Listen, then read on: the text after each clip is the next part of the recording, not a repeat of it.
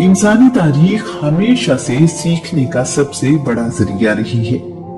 पहले तारीख लोगों की यादाश्त के जरिए से आने वाले दौर तक पहुंचती रही और नस्ल दर नस्ल आगे चलती रही।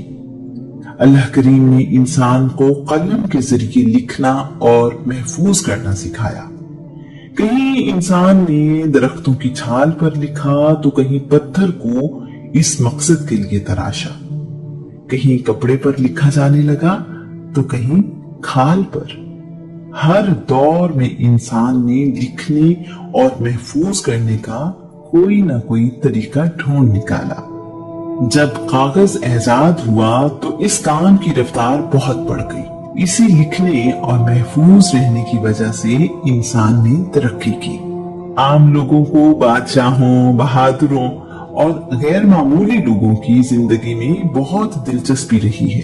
अल्लाह के नबी आदम अलैहिस्सलाम से लेकर मोहम्मद रसूलुल्लाह तक इस दुनिया में मुख्तलिफ वक्तों में नबी और रसूल आते रहे और लोगों की जिंदगियों में इनकिलाब लाते रहे। उन लोगों की तालीमात तो हिदायत का जरिया थी ही, उनकी अपनी जिंदगियां भी इंसान की रहनुमाई के लिए बहुत अहमियत रखती हैं। उनकी जिंदगियों के मुतालिक जिक्र आसमानी किताबों और सहीफों में भी मिलता है।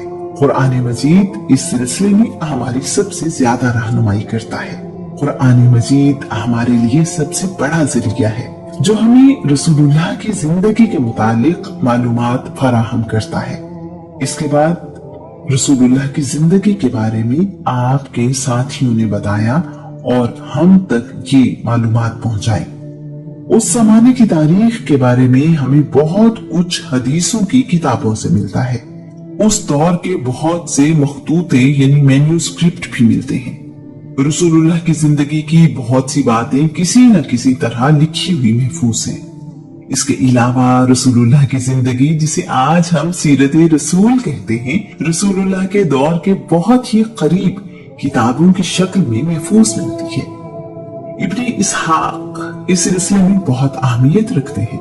रसूलुल्लाह के दौर में मौजूद कमोबेश 1,20,000 सहाबा ने कम अज कम एक बात अपने बाद आने वाले लोगों की रहनुमाई के लिए बताई है। किसी फर्द वाहिद के बारे में इतनी मालूमात उसी जमाने में रहने वालों की जबानी इस तरह कहीं महफूज नहीं मिलती।